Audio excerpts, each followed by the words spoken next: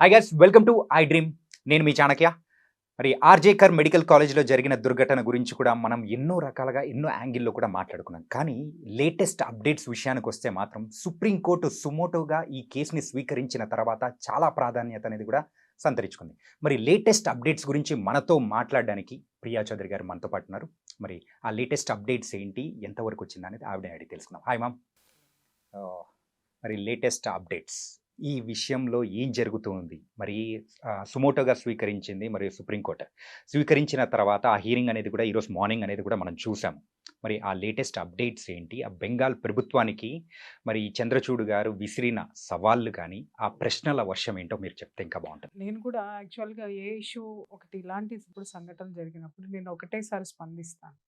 నేను మళ్ళీ మళ్ళీ మాట్లాడను. కానీ దీని మీద మాట్లాడడానికి కారణం ఏంటంటే, ఆడపిల్లల యొక్క దుస్థితి ఇవాళ బయట మనం చదువుల కోసమని పంపిస్తే ఎంత దయనీయంగా ఉందో ప్రతి ఒక్క పేరెంట్ తెలుసుకోవాలి. ఓకే. ఇక్కడ బాధ్యతారాహిత్యం ఎవరిది ఉంది చెప్పండి? ఇవాళ ఆహ్, ఆహ్, ఆ వెస్ట్ బెంగాల్‌లో ఉన్నటువంటి ఆ మెడికల్ కాలేజ్, ఆ కాలేజ్‌లో ఎన్నో సంవత్సరాల నుంచి దారుణాలు జరుగుతున్నాయి. కొన్ని వేల మంది స్టూడెంట్స్ దాని నుంచి బయటికొస్తున్నారు.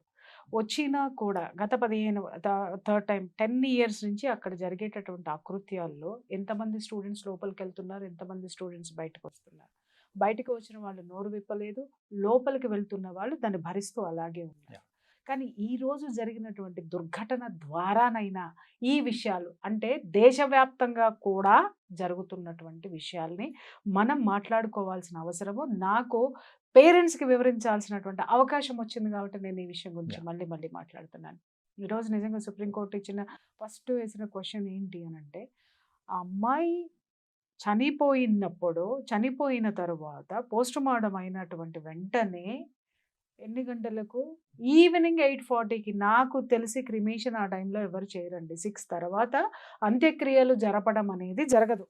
మహా అయితే మరీ లేట్ అవుతుంది అనుకుంటే ఎక్కడన్నా 7 లోపు కంప్లీట్ చేసేస్తారు నంబర్ 1. రెండో విషయం ఏంటి అనంటే అనాథ శవాలైతేనే ఆ టైంలో ఎవరు ఉండరు కాబట్టి చేస్తారు. కానీ ఆ అమ్మాయి పేరెంట్స్ అక్కడే ఉన్నారు. వాళ్ళకి కనీసం వాళ్ళకి ఆ అమ్మాయిని చూపించేటటువంటి అవకాశం కూడా ఇవ్వలేదు వాళ్ళు. పోలీసులు ఇవ్వలేదు. తర్వాత పేరెంట్స్ అక్కడికొచ్చిన తర్వాత ఇంకొక క్వెషన్ కూడా సుప్రీం కోర్ట్ ఏసింది. 3 గంటలు పేరెంట్స్‌ని ఎందుకు వెయిట్ చేయించారు అని అడిగింది. ఇది కీలకమైనటువంటి ప్రశ్న. దీనికి సమాధానం చెప్పాల్సినటువంటి అవసరం ఉంది. ప్రతిదానికి అక్కడ ఉన్నటువంటి ద గ్రేట్ కపిల్ సిబాల్ గారు ఒక మాట మాట్లాడుతున్నారు. దీన్ని రాజకీయం చేయకండి అని. రాజకీయ పరంగా నువ్వొచ్చు వాదించడానికి.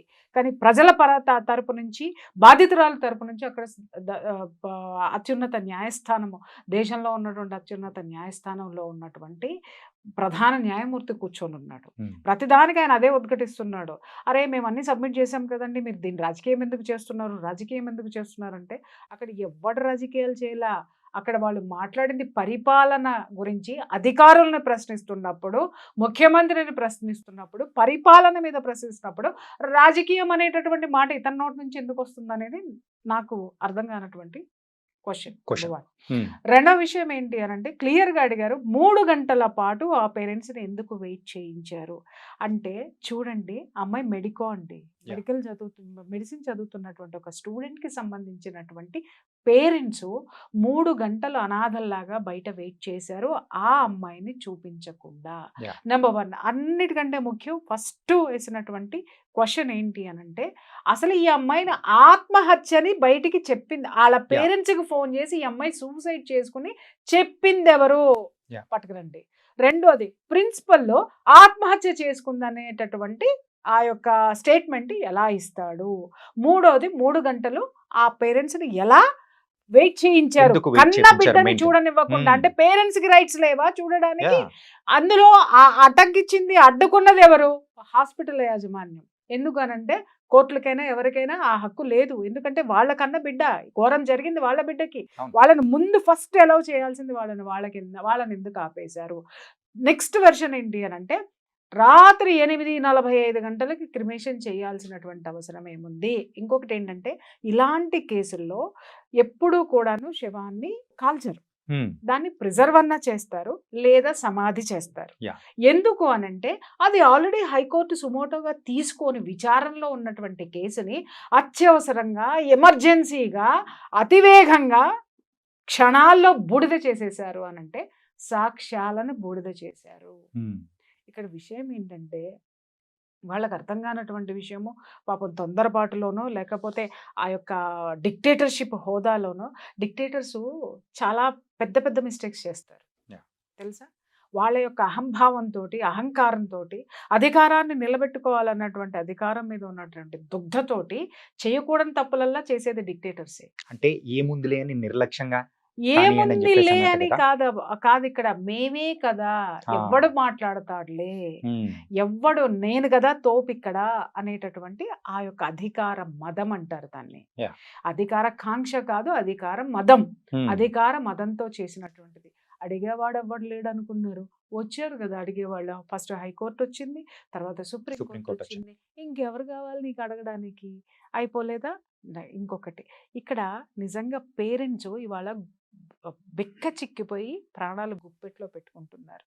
ఏంటి అనంటే అరే మా పిల్లలు ఇక్కడ చదువుతున్నారు అనంటే రేపొద్దున మా పిల్లల పరిస్థితి ఏంటి? ఇవాళ ఒక అమ్మాయి అత్యంత దారుణంగా కిరాతకంగా చంపబడితే తప్ప అక్కడున్న పేరెంట్స్ తెలుసుకోలేకపోయారు అక్కడ ఏ దారుణాలు జరుగుతున్నాయో. అక్కడ అసలు జనాలకు ఎవరికి తెలియదు అక్కడ ఏం జరుగుతున్నాయో.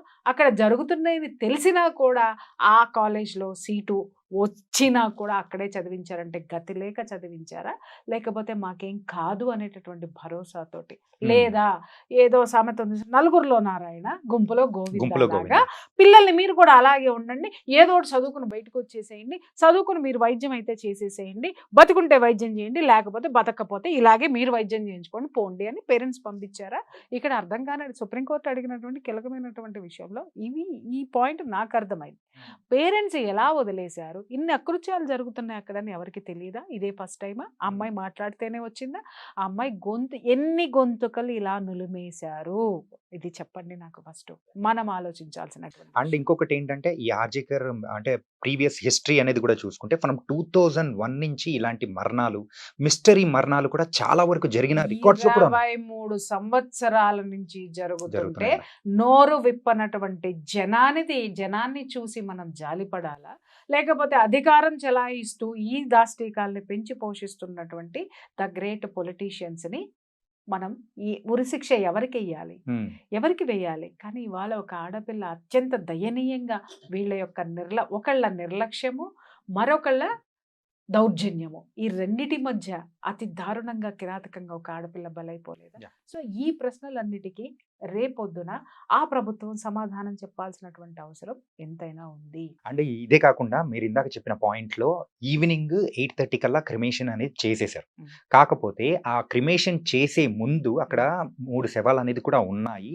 సో అంత ఎమర్జెన్సీగా చేయాల్సిన అవసరం ఏముంది అని చెప్పి అంటే వాళ్ళ డాడ్ చెప్పారు. ఎగ్జాక్ట్లీ. సుప్రీంకోర్టు కూడా దాన్ని దాన్ని ఉదహరించింది పాయింట్ కదా. తీసుకున్నారు. అక్కడ 3 శవాలు అక్కడ ఉండగా, అంటే ముందర ఆల్రెడీ ఆ టైమింగ్స్ పెట్టి ఉంటారు, అవి పక్కన పెట్టి మరి మా అమ్మాయిది చేసేశారు అని చెప్పేసి అని, అంటే నేను చెప్పాను కదా సాక్ష్యాలను కాల్చి బూడిద చేశారు. కాల్చి బూడిద చేయడానికి ఆ కమిషన్ దాన్ని వాడుకున్నారు అనమాట. అక్కడ జరిగినటువంటి విషయం అది. అడిగేవాడు ఎవ్వడు లేడనుకున్నాడు, వస్తాడు భగవంతుడికి ఏదో ఒక రూపంలో వస్తాడు. మనం అదే మాట్లాడుకుంటున్నాం. ఇంకొక విషయం ఏంటంటే ఎఫ్ఐఆర్ ఎప్పుడు నమోదైంది, అసలు ఎప్పుడు నమోదవ్వాలి, ఎఫ్ఐఆర్ ఎప్పుడు నమోదు, ఎప్పుడైతే ఆ అమ్మాయి రక్తపు మడుగులో ఉందో ఆ నిమిషానే కంప్లైంట్ ఎక్కడి నుంచి వెళ్ళాలి? ఆ కాలేజ్ ప్రిన్సిపల్ నుంచి వెళ్ళాలి. ఓకే, వాడిచ్చిన దిక్కుమాలిన స్టేట్మెంట్ ఏమి ఇచ్చాడు? సూసైడ్ చేసుకుందని ఇచ్చాడు. అంటే జనాలంతా ఎర్రి పుష్పాల, నాకు అర్థం కాక అడుగుతాను. వాడు చెప్పాల్సింది చెప్పాడు, జనం నమ్మేస్తారు. అంటే ఇలాంటివి ఎన్ని నమ్మించారో ఇన్ని సంవత్సరాలు, 23 సంవత్సరాల నుంచి ఎన్ని వేల మంది, ఎన్ని వందల మంది యొక్క దాష్టీకాలను నమ్మించారో. అక్కడ ఆర్గాన్స్ ట్రాఫికింగ్ జరుగుతుంది అనేది ఒక భయంకరమైనటువంటి వాస్తవం. మరి ఇన్ని జరుగుతుంటే నాకు అర్థం కాలేదు, ఈ సోకాల్డ్ మేధావులందరూ ఎవరన్నా డైట్ గురించి ఎవరన్నా మాట్లాడుతున్నారంటే పుంకాలుగా దిగిపోయి బ్యాచ్లు దిగిపోయి వారాల తరబడి డిస్కషన్లు పెట్టి వాళ్ళ జీవితాలు నాశనం భోజనం చేసి అవతల వారేస్తారు. Hmm. లేదా చిన్న గోరంత ఇష్యూ ఎక్కడన్నా చిల్లర విషయాల మీద గంటల గంటలు డిస్కషన్స్ పెట్టేటటువంటి మీడియా, Hmm. డిస్కషన్స్ లో మాట్లాడే వాదనలు గెలిపించుకునేటటువంటి సోకాల్డ్ మేధావులకి 23 సంవత్సరాల నుంచి కొంతమంది మేధావులు మాట్లాడతారు, అక్కడెక్కడో ఏదో జరిగితే నేనే కాపాడా, ఇక్కడెక్కడో ఏదో అయితే నేనే కాపాడా, నేనే చేశా అనే మేధావి, ప్రపంచం మొత్తం ఉన్నటువంటి మేధావులు ఎక్కడ ఏ సంఘటన జరిగి విజయవంతమైనా నేనే ఉన్నా, ఎంక్వైరీలో నేనే ఉన్నా, దాన్ని నేనే బయటికి తీసా అని మాట్లాడేవాళ్ళు. ఈ మేధావులందరూ వీటిని ఎందుకు బయటికి తీయలేదు ఇన్ని సంవత్సరాలు అనేది నాకు చాలా పెద్ద ప్రశ్నగా మిగిలిపోయింది. Yeah. తరువాత ఇంత జరిగినా కూడా ఈ మేధావులు ఎక్కడ ఒక్క మాట మాట్లాడలేదు. ఇప్పుడు మాట్లాడుతున్నారు, ఇన్ని రోజుల తర్వాత మాట్లాడుతున్నారు. ఏమని మనం కూడా ఒకటి వేస్తే పోలేదా Hmm. అన్నట్టుగా మాట్లాడుతున్నారు. బాధ్యతాయుతమైనటువంటి ఆ యొక్క చర్యలు ఎవరికి ఉన్నాయి? ఎవ్వరికీ లేవు.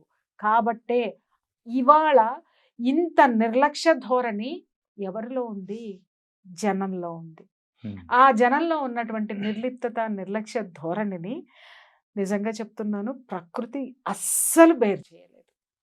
23 సంవత్సరాలు వెయిట్ చేసినటువంటి ఆ యొక్క ధర్మము ఇవాళ పైకి లేసింది. చూద్దాం Yeah. కపిల్ సిబాల్ గారు యొక్క రాజకీయం గెలుస్తుందా, లేకపోతే సుప్రీంకోర్టు ధర్మాసనం అద్భుతమైనటువంటి తీర్పు ఏమిస్తుంది అనేది నేను కూడా వెయిట్ చేసి చూస్తున్నాను. రేపు గురువారానికి తీర్పును వాయిదా వేశారు.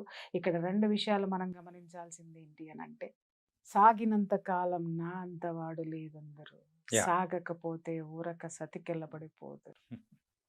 ఓకే, జగమెరిగిన సత్యం. జగమెరిగిన సత్యం. ఇవాళ అన్ని వైపులా అష్టదిగ్బంధంలాగా, అక్కడ చూస్తేనేమో లోకల్గా హైకోర్టు చెక్ పెట్టేసింది, ఇక్కడ చూస్తే సుప్రీంకోర్టు, ఓ పక్క సిబిఐ, సుప్రీంకోర్టు, హైకోర్టు, ఇప్పుడు నేషనల్ టాస్క్ ఫోర్స్ అని చెప్పేసి అని డాక్టర్స్ ఇది ముఖ్యంగా Yeah. మనం డిస్కస్ చేసుకోవాల్సినటువంటి Right. విషయం ఏంటి అని అంటే, నిజంగా నేను చాలా హ్యాపీ ఫీల్ అవుతున్నాను.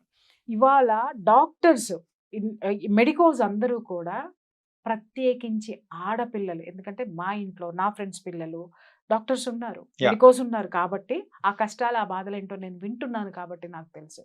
వీళ్ళకి 72 hours ఏకధాటిగా డ్యూటీ అనేది వేస్తూ ఉన్నారు. డ్యూటీ వేసేస్తారు. Yeah. ఆ డ్యూటీ వేసేటప్పుడు అండి ఒక్కొక్కరు చెప్తారు 7-8 ఫ్లోర్లు ఉంటాయంటండి Hmm. బిల్డింగ్స్. 7-8 ఫ్లోర్లు ఉంటే ఆ 7-8 ఫ్లోర్లు ఎన్నిసార్లు వీళ్ళు పిలిచినా, ఎందుకంటే 7 ఫ్లోర్లలో వీళ్ళే ఉంటారు డ్యూటీ డాక్టర్స్. Okay. ఓకే, ఫ్లోర్కి ఒకళ్ళు నేమ్ పెట్టరండి అక్కడ, ఎందుకంటే వీళ్ళు ఎంత వాడుకోవాలో అంత వాడేసుకుంటారు. Hmm. ఎందుకంటే ట్రైనింగ్ పేరుతోటి జీతం బత్తం లేనటువంటి జీతగాళ్ళు. ఇంకొకటి ఏంటంటే వీళ్ళకి ఒక 40,000 50,000 జీతాలు ఇస్తున్నాము అని చెప్పేసి అని రాయించుకొని మళ్ళీ తిరిగి 40 జీతం మాత్రం వీళ్ళకి బ్యాంక్ అకౌంట్లో పడేది 50,000, మళ్ళీ 40,000 క్యాష్ తీసుకొచ్చి వీళ్ళకి ఇచ్చేసేయాలంట, రిటర్న్ ఇచ్చేయాలి. కేవలం 10,000 మాత్రమే ఇలా గొడ్డు చాకరీకి వాళ్ళు నెలకి సంపాదించుకునేది. మళ్ళీ ఇక్కడి నుంచి పేరెంట్స్ ప్రతి నయా పైసా ఇక్కడి నుంచి పంపించాలి. రాష్ట్రం దాటినటువంటి ఆడపిల్లలండి, అక్కడ ఉండేటటువంటి రెంట్లు ఎంత ఉంటున్నాయి, వాళ్ళు చదువుకునేటటువంటి పేరెంట్స్కి దూరంగా ఉంటారు, ఒంటరితనంతో ఉంటారు, హాస్టల్స్లో ఉంటారు, హాస్టల్స్లో ఉండలేని వాళ్ళు బయట అపార్ట్మెంట్స్ తీసుకొని ఉంటున్నారు. వాటి రెంట్స్ వీళ్ళకి ఇక్కడ ఏదైనా జరిగిందంటే చెప్పుకోవడానికి పేరెంట్స్కి దూరంగా ఉంటారు. వాళ్ళు చెప్పుకోవాల్సింది ఎవరికి? ఫ్రెండ్స్కి మాత్రం.